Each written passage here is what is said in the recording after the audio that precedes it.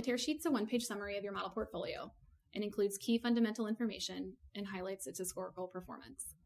These tear sheets are a digestible and visual way to share portfolio information with others, as well as to help facilitate your client conversations. They contain many of the same modules you are used to seeing in the app and are now in a nice takeaway format, making them useful for any portfolio analysis or review discussions. Once you're in YCharts, navigate to Tools and then select Model Portfolio. Once you're in List View here, navigate to More Options, select Generate Report, or we can navigate directly into a model portfolio. Let's go to Reports, Tear Sheets, select your one-page report. Now let's look at a tear sheet.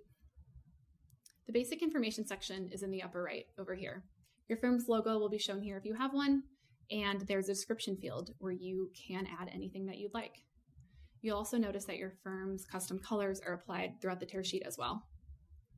Over on the left, you'll see the performance information, fundamental data, as well as all of your holdings. Over in the center and right, you see all of your allocation and exposure data for both stocks and bonds. Now you've seen the new model portfolio tear sheets and how to generate them on your own. If you want to learn more, please reach out to your support contact and they can show you anything you'd like.